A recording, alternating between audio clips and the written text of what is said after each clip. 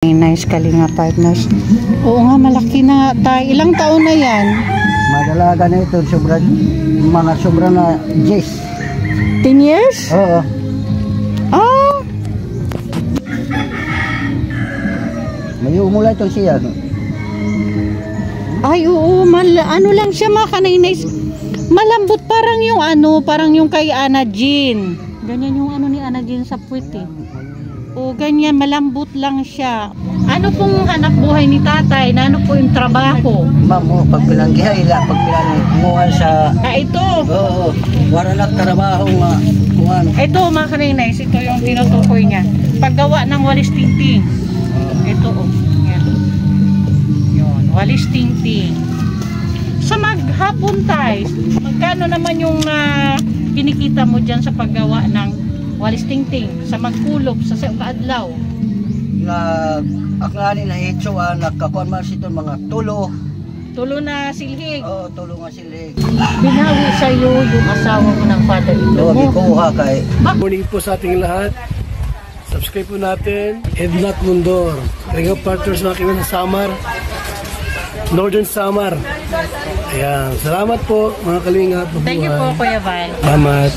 Sa bawat sulok ng Northern Samar, may kamay na handang pumalalay. Joey the Great at kanyang kasama. Kasama sila at Nakanoyans TV, Nelson TV, officially Mitch TV. Good morning sa magandang kagawad. Kagawad Roxanne Caranog. Buti na lang.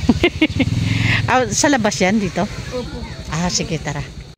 Hello, say hi sa ating sa mga kanay-nice and Kalinga partners. Ang anak ko po, yung guest ko po ang anak. Siya po yung minsan nabubunot ko pag wala ang team. Kaya andito kami ngayon. Kasama natin si Kagawad. Andito na tayo sa nirecommend ni Kagawad. Kagawad, anong purok to? Purok 4, ma'am. Purok 4, Barangay Bagasbas din. Okay. Andito na tayo sa Purok 4, Barangay Bagasbas, Northern Samar. Ayan mga kanay-nice. Samahan nyo kami. Alamin natin kung ano yung sitwasyon ni tatay, kung bakit nirecommend siya ni Kagawad. Okay mga kanay-nice, samahan nyo po ako. Ito po yung bahay ni tatay, yung nirecommend sa atin ni Kagawad. Ayan mga kanay-nice. Ito po yung bahay niya. Ayan. Okay.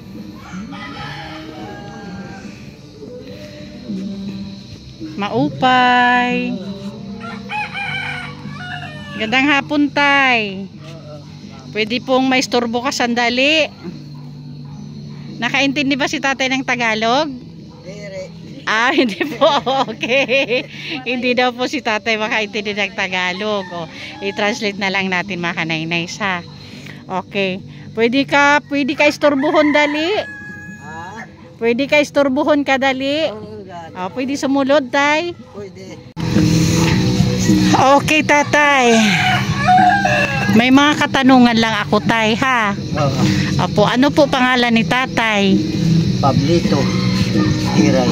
Pablito Hiray. Ilang taon na po si tatay? Di ma'am, anak. Kuhan. Dahil lang si Kalilit at sana. Kuhan. Katauan. Nakakalimutan daw ni tatay yung ano niya, edad niya, kaya may tinitingnan siya. 64 na edad mo tay. Okay. Sige. Okay tatay. Mahayag man? Ayun tatay. Alam mo ba kung bakit andito po ako? Ay, hindi pala nakakaintindi si tatay ng Bisaya. Ay, ng Tagalog. Kaya may Bisaya po tayo mga kanay-nice. Ita-translate ko na lang.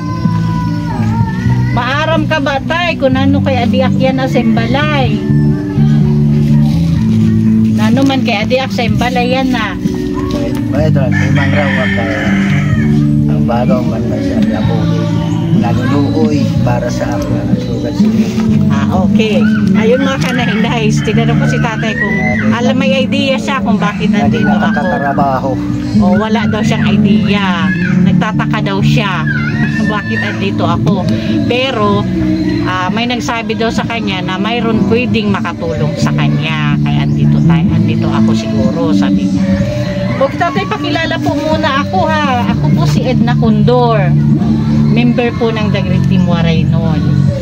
Isa po kaming team na pumupunta sa mga barangay para po mabisita yung mga humihingi po ng tulong. Katulad po sa'yo, na-recommend ka po ni Kagawad kaya andito po ako ngayon.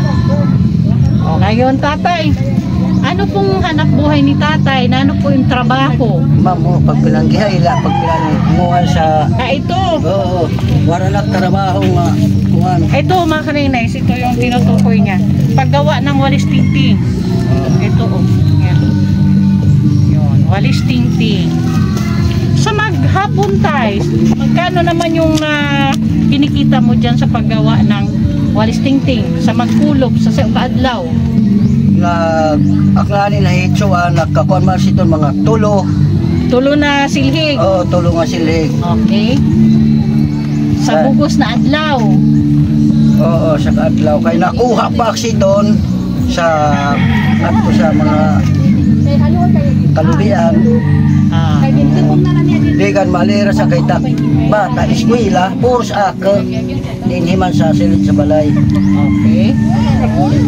Ayun mga kanainais, kalinga partner, sabi ni tatay, sa isang araw nakakagawa daw siya ng tatlong walis tingting. Kasi kinukuha pa daw niya yan sa sa bundok pa kumukuha niyan? Doon lang sa kabila. Okay. Bago niya malinis. So isang araw nakakatatlo daw siya na walis tingting. Magkano naman po yung benta mo? Pirain mo pagbalik dyan sa sayo na walis tingting. 20. Ibig sabihin mga kanainais, isang araw may 60 pesos siya kasi nakakatatlo siya.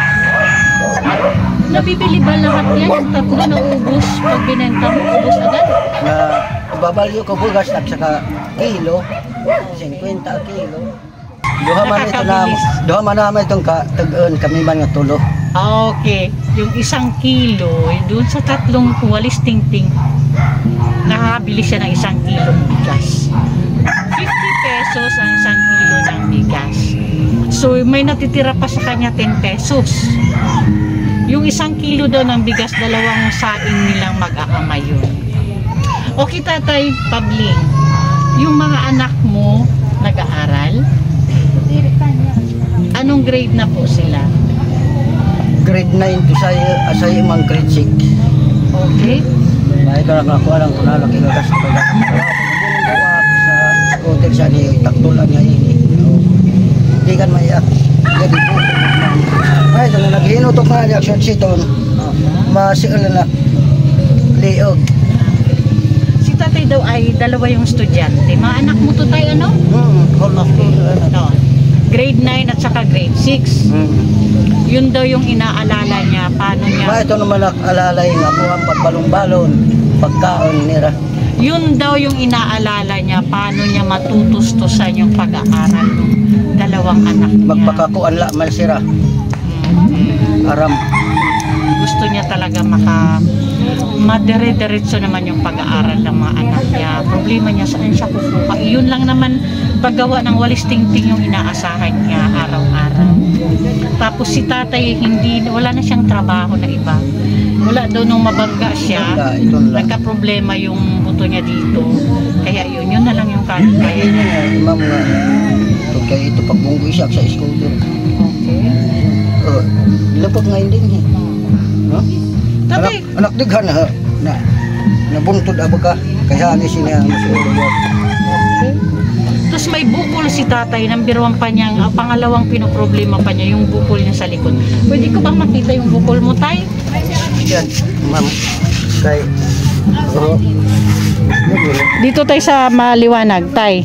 Dito ka sa maliwanag, tingnan natin. Ayan. Ay, ayan mga kanainais, kalinga partners. Oo nga, malaki na tayo. Ilang taon na yan? Madalaga na ito, sobra na 10 10 years? Oo. Ah, mula itong siya.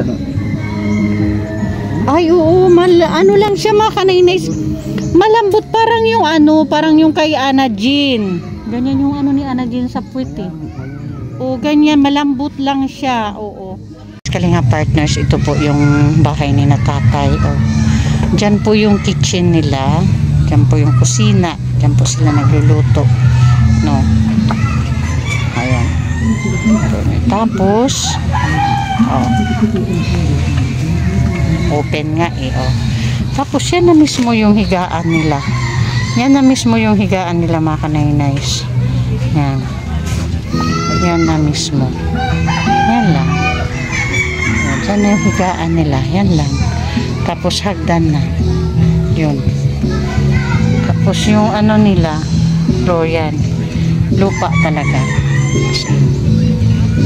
At ito yung pangkabuhayan niya talaga. Yung walis ting-ting.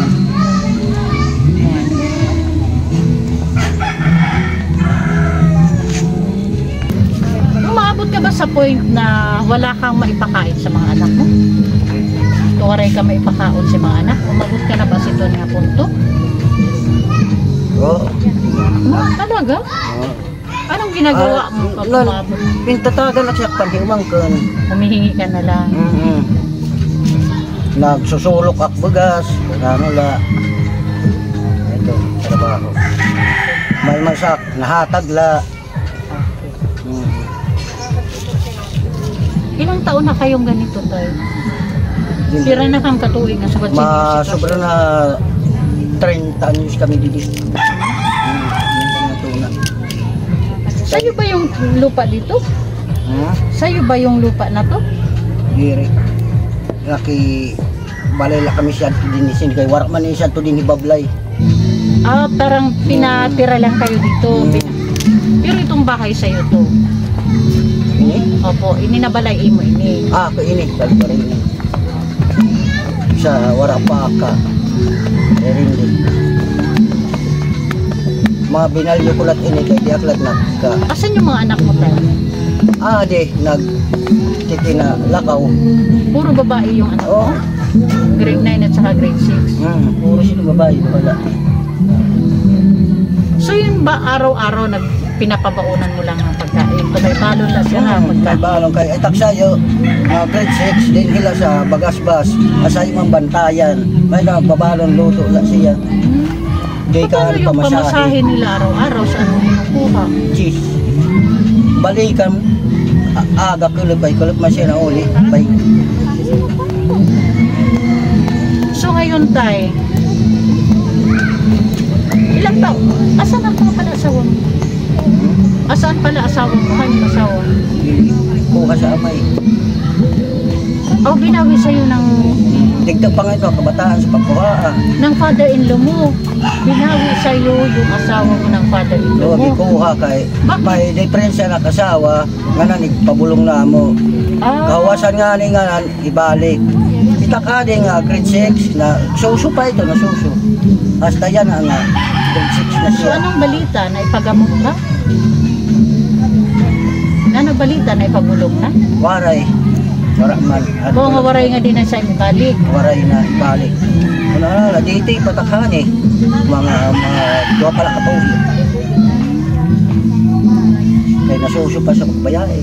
Akla man pinakabuhay na ginantos laman na sa pinuprihanon nga paghanap-hanap pagito nagkakuha pa man sa alayon. Yan na kay di naknak sa alayon sa mga trabahoon. Ito na la. Makayag man kuya. Panghihay.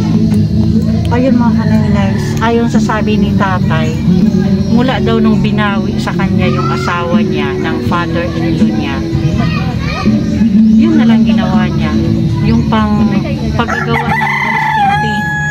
Pag pinakabuhay na sa anak, Yun na lang, doon niya na lang binuhos yung oras niya, yung paghanap buhay niya, para lang may pamasahe yung anak niyang dalawa sa school.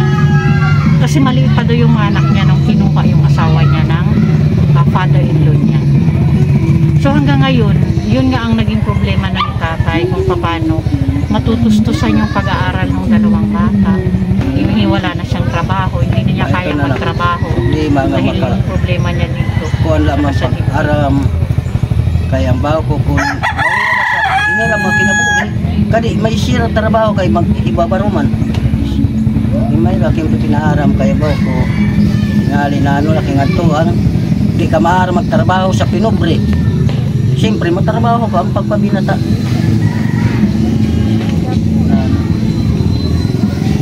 So tatay ngayon, kung tatanungin kita, sa tingin mo, anong klaseng tulong yung mas kailangan mo ngayon? Kaya hindi ko po ang balay maupay. Kung nakakaya ko, niya kayak na nakaya, wala ipanunuhol, kaya wala trabaho. So para sa'yo, yung pinakaunang gusto mong maitulong sa'yo is mapaayos tong bahay mo. May nilanak na kapuanan na balay, problemahan kay anak kabataan, taraga na nga itatay. Kasi mga dalaga na yung anak mo. Gusto mo naman, Reglado na nga. Oo. Ibig sabihin ni tatay mga kanay-nays, gusto niya pala maayos naman itong bahay niya para yung mga anak niya daw, kasi mga babae yung anak niya, mga dalaga na regla na nga daw yung isang anak niya. Ibig mong sabihin yung mga anak mo magkaroon naman ng privacy, may kwarto para lang sa mga anak mo. Tama naman yan, tay. Di man ako dinin, ako dito pa kay Yes, tama naman yan. okay lang. Kanina nung pagpasok ko, nung makita ko yung sitwasyon nyo, yun agad yung naisip ko din, yung mga anak mo. Kasi mga babae, mga kanay-nays, yun agad yung naisip ko, saan natutulog yung mga anak niyang babae, yung mga dalaga na yun. Tatay, yung pag-aaral ng mga anak mo, hindi mo na yan hihihingi ng tulong. Yung bahay mo lang talaga, pagdating sa pag-aaral ng mga anak mo, hindi mo na hihihingi ng tulong. Kaya mo yun? Paano ito pag eskwela si mga anak? Di mo na ba kailangan ng bulig? Kailangan ko ba na buligan mo ang mga anak kay ako maluya na, warak trabaho, bisa lang pagbalong-balo na hulog stak estudyante. So yun yung kailangan mong tulong, yung maayos ang bahay mo, tapos yung pag-aaral ng mga anak mo, may tustos. Mabuligan sa pag-aaral ko na ng mga anak. So tatay, hindi na ako magtatagal ha. May dala ako sa iyo. Ato, galing kay Sis Beth, bigay ko muna sa iyo ha.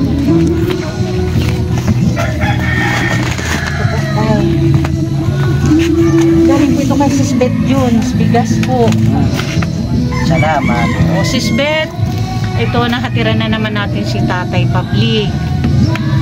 Siya po yung nirecommend sa atin ni Kagawad.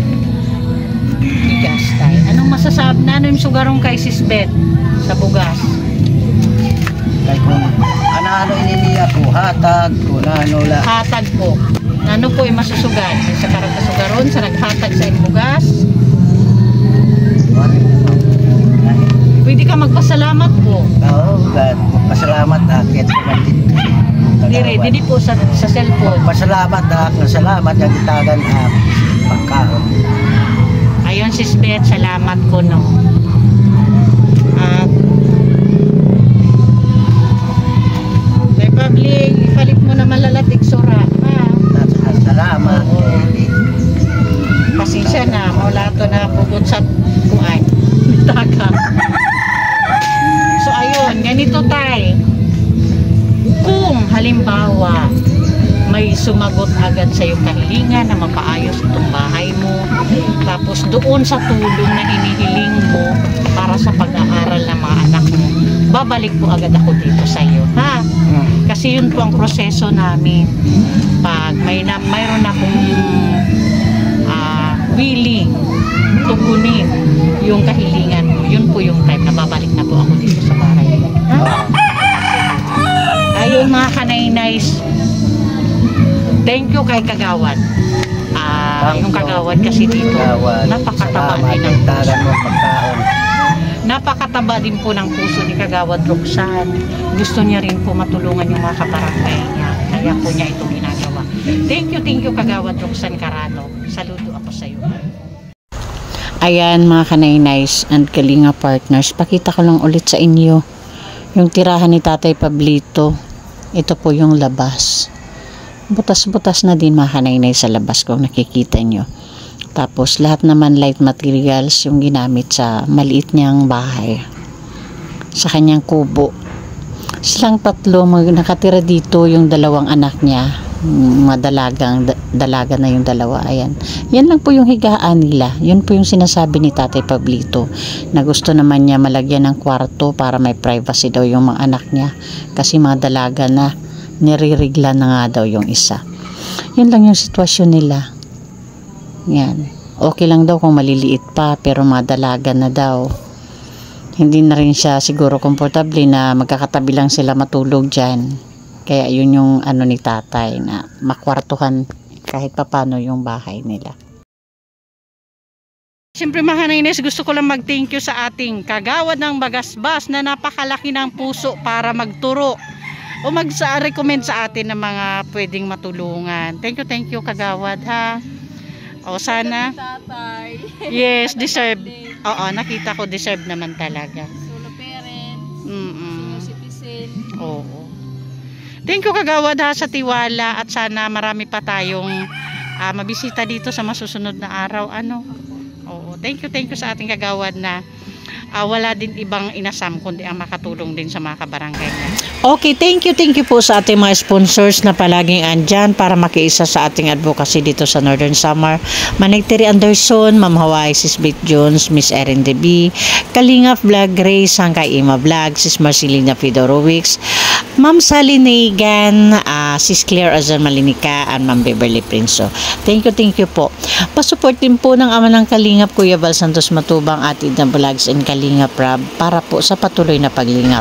Palambing din po, please support the Great Moreno, headed by our Ambadjo with the Great. Ang inyong lingkod po, Kanaynays Edna Condor, Yansky TV, Nelson TV Official, Limix TV, Rina TV Official, Annabelle Pata Vlogs, and Biyahing King.